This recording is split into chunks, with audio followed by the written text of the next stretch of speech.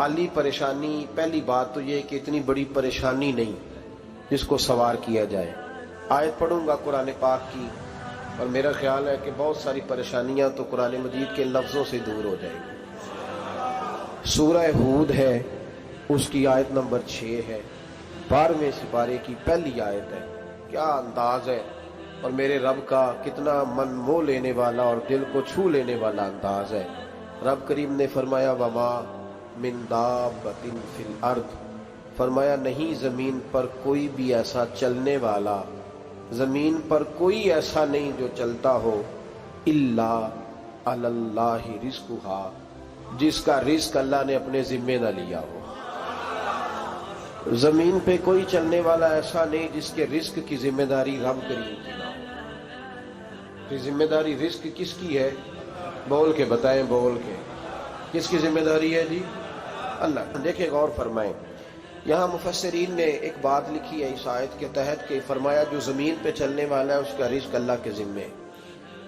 फरमाते हैं कि ये अल्लाह ने हमारी अकल के मुताबिक हमसे बात की है, वरना आसमानों में जितनी मखलूक है रिस्क उसका भी अल्लाह के जिम्मे ही है। यहाँ जो फिल अर्द के लफ्ज है जमीन पे, वो हमें समझाने के लिए कि तुमने तो सिर्फ ये दुनिया देखी है ना, तो जिसको तुमने देखा है वो सब खाते अल्लाह का दिया हुआ ही है। तो जो हमने देखा था रब करीम ने उसके मुताबिक हमें समझा दिया। फरमाया कुछ तो तुमने देखे ही नहीं, चलो उनकी तुमसे बात नहीं करते, पर जो तुमने देखे हैं उन सब का रिस्क किसके जिम्मे है? अल्लाह के। मेरे रसूल करीम सैयद आलम सल्लल्लाहु ताला अलैहि वसल्लम कुरान मजीद की जब तर्जुमानी करते, वजाहत करते, तो महबूब पाक सल्लल्लाहु अलैहि वसल्लम भी कोई इश्काल रहने नहीं देते थे, कोई इश्काल नहीं रहने देते थे। मेरे महबूब करीम अलैहिस्सलातु सलाम ने फरमाया अल्लाह पे भरोसा रख के सवेरे निकल जाना रिस्क की तलाश में। किस पे भरोसा रखना है? निकलना तुम्हारे जिम्मे है। ये ना कहना कि घर बैठूंगा तो यही आएगा, निकलना तुम्हारी जिम्मेदारी है। जितनी जिम्मेदारी है वो पूरी करना। अल्लाह पे भरोसा करके निकल जाना तुम्हारी जिम्मेदारी है। रब का जिम्मा है तुम्हें रिस्क देना, वो जरूर तुम्हें रिस्क पहुंचाएगा। या रसूल अल्लाह सल्लल्लाहु अलैहि वसल्लम किस तरह पहुंचेगा? तो जरा हुजूर के लफ्जों का हुस्न भी देखिए।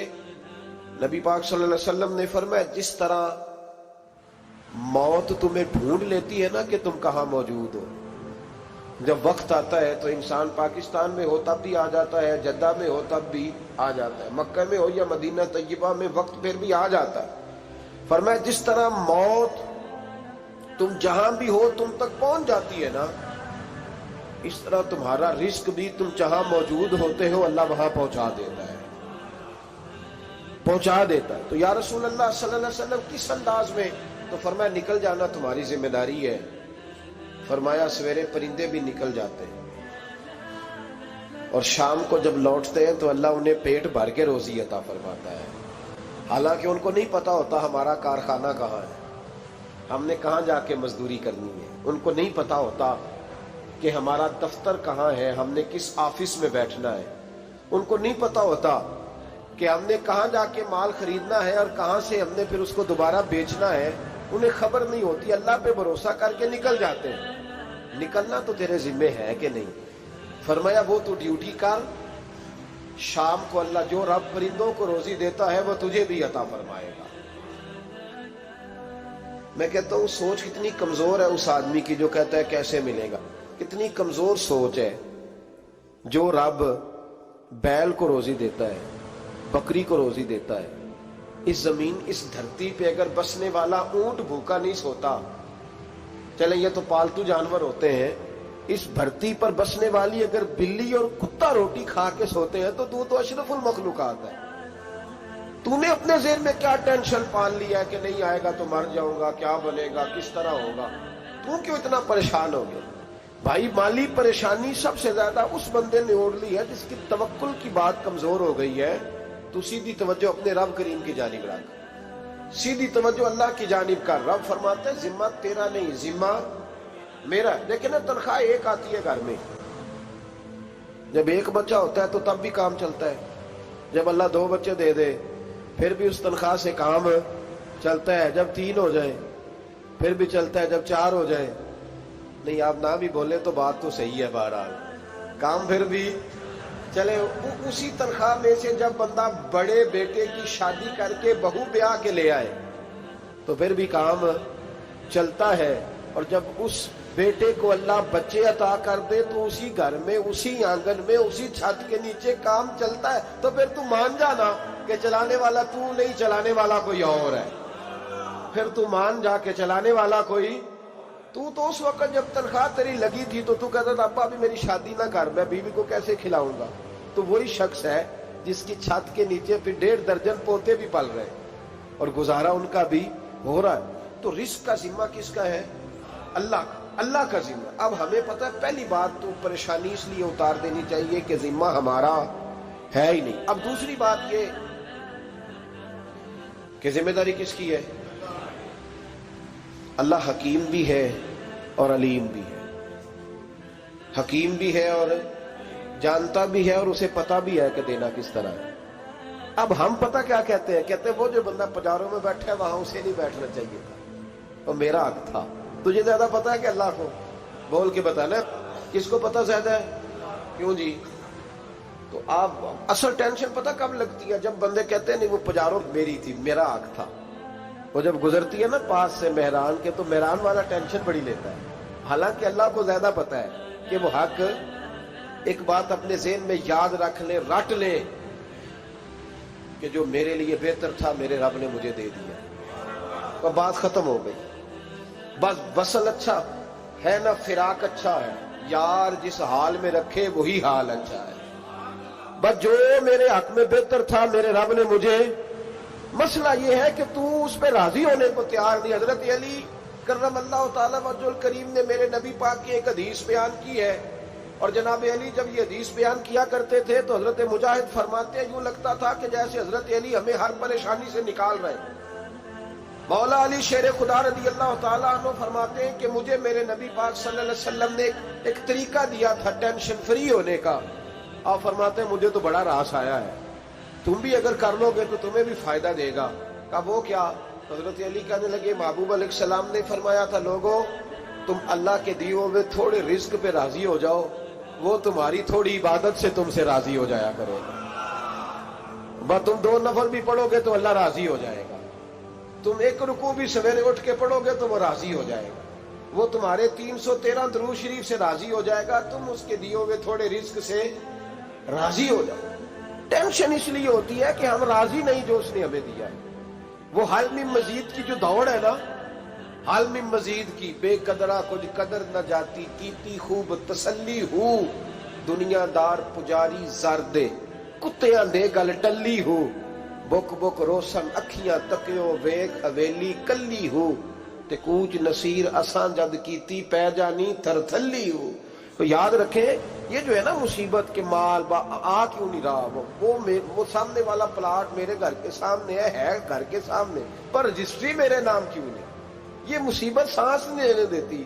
موٹر سائیکل کھڑی کرتا ہے نا جب آ کے دکان سے روٹی کھانے آتا ہے، دفتر سے گھر آتا ہے، کاروبار سے آتا ہے، تو جہاں موٹر سائیکل کھڑی کرتا ہے وہ ٹینشن بڑی ہے کہ کبھی میری ہو جائے نا یہ والی جگہ تو میں یہاں بھی بورڈ لگاؤں اپنے نام۔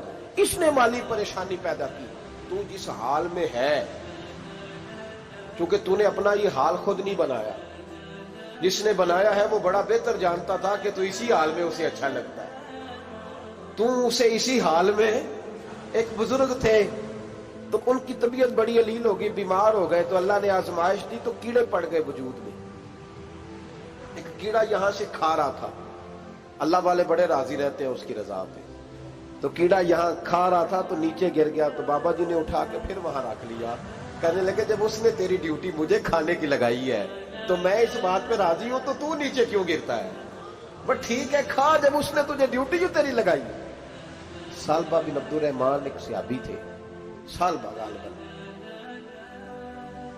نبی پاک صلی اللہ علیہ وسلم کی خدمت میں آئے، کہنے لگے یا رسول اللہ صلی اللہ علیہ وسلم غربت بڑی ہے، میرے لیے دعا کریں اللہ زیادہ مال دے۔ تو محبوب صلی اللہ علیہ وسلم نے فرمایا تو جس حال میں اچھا ہے وہ تیرے لیے بہتر ہے، اس میں تو ہے وہی حال تیرے لیے۔ مشکل ہے نا یہ جواب سننا؟ کہتے پیر صاحب فلاں جگہ سے تویز آیا، وہاں تو وارے نے آرے ہو گئے، تو آپ کے ہاں؟ تو میں کہتا ہوں یہ تویز دینے والا اگر تویز دے کے امیر بناتا ہے تو پہلے خود کیوں نہیں بنتا؟ یہ خود تو 150 کا تویز بیچ رہا ہے، اپنی بیچارے کی حالت یہ ہے۔ اگر اتنا ہی تویز اس کا چلتا ہوتا تو پہلے 5 جو پجارو اس کے دروازے پہ کھڑی ہوتی۔ عجیب چکر ہے اور عجیب جگہ لوگ الجھ گئے، سمجھتے ہی نہیں بات کو۔ یا رسول اللہ صلی اللہ علیہ وسلم دعا کر دے تو محبوب نے کیا فرمایا؟ فرمایا تو جس حال میں ہے نا وہ حال تیرے لیے بہتر ہے، اسی میں رہ۔ کہ نہیں حضور دعا کرے۔ فرمایا سال بعد تو باز آ جا۔ حضور دعا کرے۔ فرمایا تو باز آ جا۔ 2-3 دفعہ کا ضد کی، محبوب نے فرمایا جا پھر اللہ تجھے زیادہ پیسے دے گا۔ چند بکریاں خریدی، اتنی برکت ہوئی کہ بکریوں کے ریوڑ بن گئے۔ پھر کچھ بکریاں بیچ کے گائے خرید لی، ان کے بھی ریوڑ ہو۔ پھر کچھ اونٹ اونٹنیاں لے لی، ریوڑ ہی ریوڑ۔ پہلے 5 وقت مسجد میں آتے تھے، اب فجر اور عشاء رہ گئی۔ پھر مال زیادہ ہوا تو مدینے شہر میں کوئی جگہ ہی نہیں، مدینے سے باہر حویلی خریدی، پھر جمعہ ہی رہ گیا۔ جمعے کے جمعے آتے، زکوٰۃ کا حکم آیا۔ میرے نبی کریم علیہ السلام نے حضرت ابو ہریرہ کو بھیجا، فرمایا جا اسے کہہ تیری زکوٰۃ بنتی ہے 2.5%۔ 10 کروڑ روپیہ ہو تو کتنی زکوٰۃ بنتی؟ بھئی 1 کروڑ کی 2.5 لاکھ ہوئی نا، تو 10 کروڑ کی کتنی ہوئی؟ تو بڑی مصیبت ہے جب بینک سے میسج آتا ہے نا کہ 25 لاکھ نکل گیا تیرے اکاؤنٹ سے، بہت بڑی مصیبت، بڑی ٹینشن ہوتی ہے۔ ایک صاحب میرے پاس آئے، ان کی زمین اچانک مہنگی ہو گئی، اچانک پہلے کچھ 15-16 لاکھ کی ایکڑ زمین تھی، پھر وہ کروڑ کی ہو گئی۔ تو میرے پاس آئے، کہنے لگے وہ 10 کروڑ روپے بنتے ہیں تو زکوٰۃ، تو میں نے کہا آپ نے کیا کیا؟ زری زمین پہ عشر آتا ہے، اس پہ زکوٰۃ نہیں آتی، تو آپ نے کیا کیا؟ کہنے لگے وہ کچھ سوسائٹی کے رول کے مطابق میں نے فائلیں وغیرہ لے لی ہیں، اب میں نا کبھی موقع آئے گا تو ان کو بیچوں گا۔ تو میں نے کہا اب تو آپ کا یہ مال ہو گیا بزنس کا، تو اب تو اس پہ زکوٰۃ آئے گی۔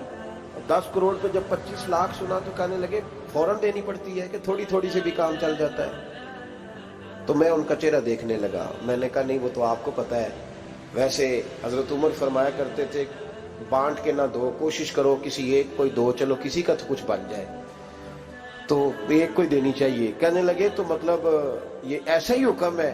میں نے کہا آپ کسی اور سے تحقیق کر لیں۔ اب یہ بھائی لیتے وقت نہیں تجھے ٹینشن ہوئی کہ 15 لاکھ کا کروڑ ہو گیا، تو اس وقت کبھی تو نے کہا کہ یا اللہ، تو یہ کیسی سوچ ہے مسلمان؟ کس طرح کا اس کا؟ ہمارے ہاں جب کسی آدمی پہ حالات خراب ہوتے ہیں نا تو سب سے پہلے وہ اس طرح کرتا ہے کہ جو میں کہیں اللہ کے راستے میں دیتا ہوں پہلے اسے بند کرو۔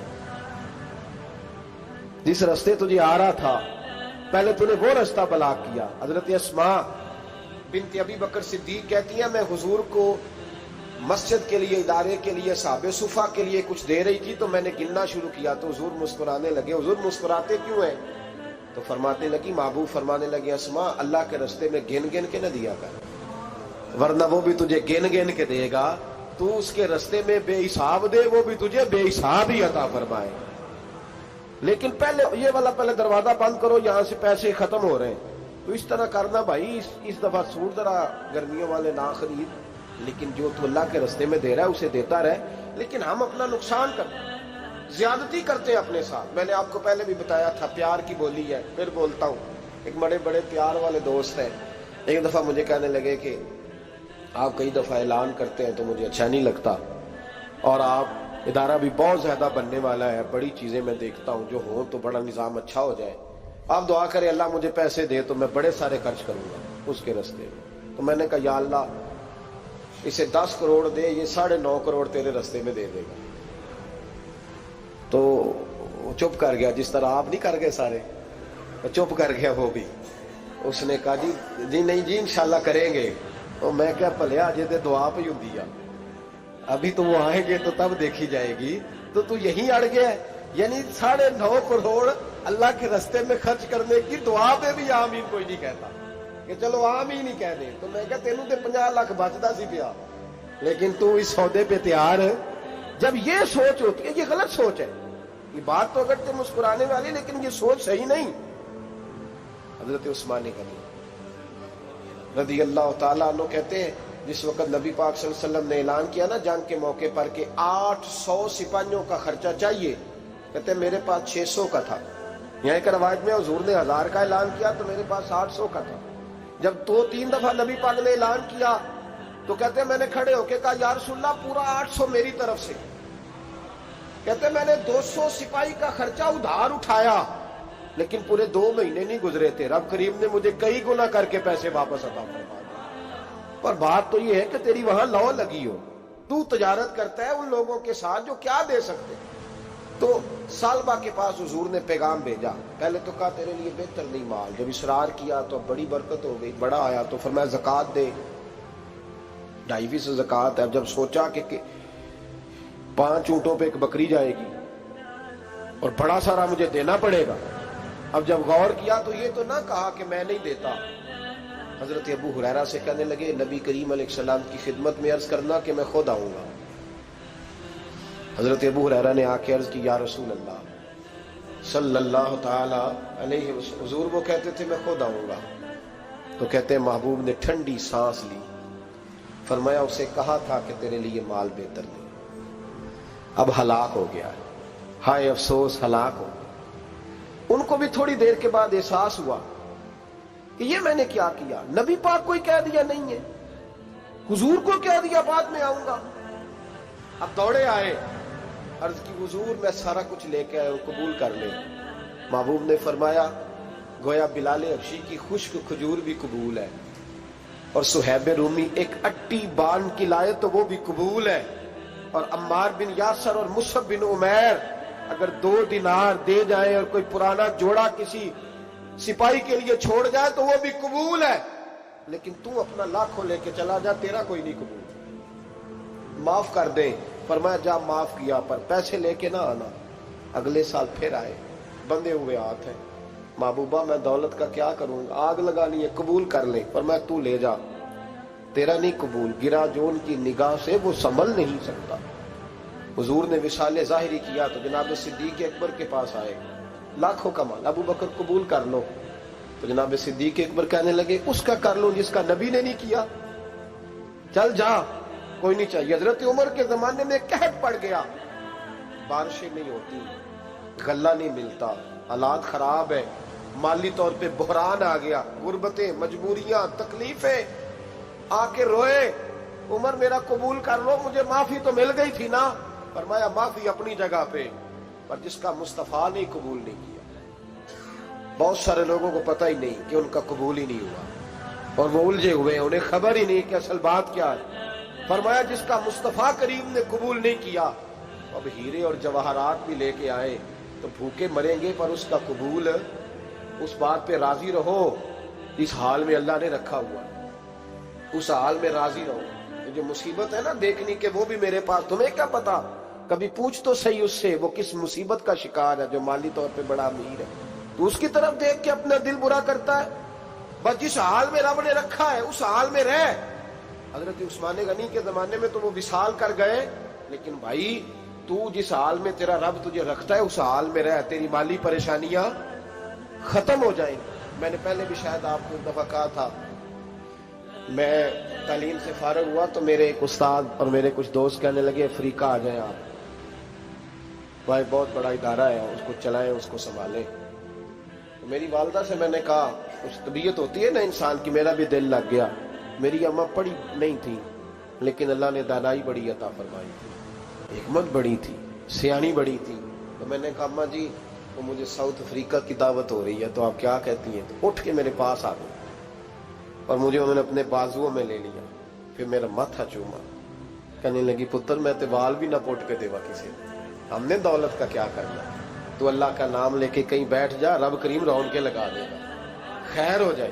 تو میرے بھائی یاد رکھیں ان چیزوں سے تھوڑا سا دیکھیں نا، قناعت کریں، جو اللہ نے دیا اس پہ راضی ہو جائیں، اللہ بڑا مہربان ہے، وہ آسانیاں کر دیا کرتا ہے۔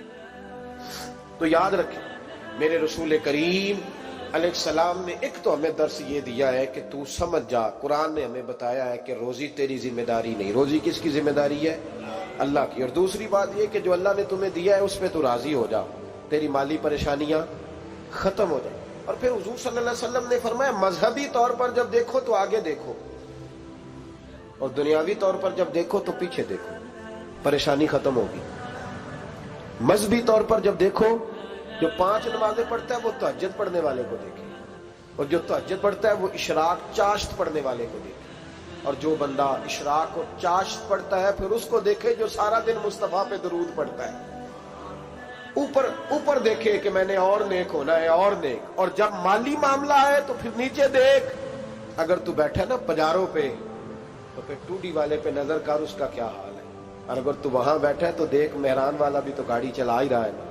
اور اگر تو وہاں ہے تو موٹر سائیکل والا دیکھ. اور تو وہاں ہے تو پھر سائیکل والے پہ نظر.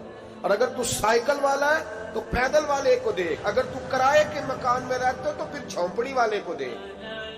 اور اگر تو جھونپڑی میں رہتا ہے تو پھر بھی پریشان نہ ہونا. کچھ ایسے بھی ہیں جنہیں جھونپڑی بھی نصیب نہیں, جو سڑک پہ لیٹے ہوئے. اور اگر تو تندرست ہے نا تو کبھی جا کے ہسپتال میں دیکھ حال کیا ہے, لوگ کس حال میں. تو ہم شکر نہیں ادا کرتے. اس کا نقصان کیا ہوتا ہے, نعمتیں چلی جاتی ہیں. اللہ فرماتے ہیں لئن شکرتم لازیدنکم, تو شکر ادا کر میں نعمتوں میں اضافہ کر دوں. تو بھائی مالی پریشانی کا تیسرا سبب یہ ہے کہ ہم دیکھتے ہیں مالی طور پر اوپر, تو پھر ہمیں طبیعت بگڑتی ہے. اور پھر مالی پریشانیوں کے کچھ اور اسباب بھی ہیں. امام شافعی فرماتے ہیں جن گھروں میں لوگ فجر کی نماز کے وقت سوئے ہوتے ہیں ان گھروں میں رزق نہیں آتا. آپ فرماتے ہیں فجر کا وقت اللہ کے دینے کا وقت ہے, اس وقت اللہ بانٹتا ہے. حضور صلی اللہ علیہ وسلم کا فرمان ہے نا حدیث میں کہ تہجد کے وقت اللہ پہلے آسمان پہ نزول جلال فرماتا ہے جو اس کی شان کے لائق ہے تہجد کے وقت, اور وہ کہتا ہے مانگو میں تمہیں عطا کروں گا. لینے کی باری آئے تو بندہ سمیٹ سماٹ کے اندر گھس جائے. ہمارے ہاں یہ ہوتا ہے کہ عشاء کے بعد بچے بیٹھتے ہیں موبائل لے کے, تہجد کا وقت آتا ہے تو ان کی آنکھیں بند ہونی شروع ہوتی. تو لینے کے وقت تو سویا تھا, ذرا مسئلہ کیسے حل ہوگا بھائی؟ جب کوئی آدمی خیرات بانٹ رہا ہو تو جو پیالہ پیچھے کر لے اسے ملے گا. کہتے اس وقت آنا جب میں بانٹ رہا تھا, اب تو کدھر آ گیا ہے. مثال دے رہا ہوں. تو فجر کا وقت مانگنے کا ہے, تو ساری رات تو گزر گئی گیمیں کھیلتے, ٹی وی دیکھتے, اور جو لینے کا وقت تھا تو سو گیا, تو کیسے آئے گا تیرے پاس؟ تو اٹھے سویرے بندوں سے مانگ کے دیکھ لیا, بڑی عزتیں خراب ہوئی. فجر کا وقت اٹھ کے جھولی پھیلائے. میرے رسول پاک علیہ السلام فرماتے ہیں, رب فرماتے ہیں جب بندے میرے آگے جھولی پھیلاتے ہیں مجھے شرم آتی ہے, کیسے خالی واپس کر دوں. تو اس کے ساتھ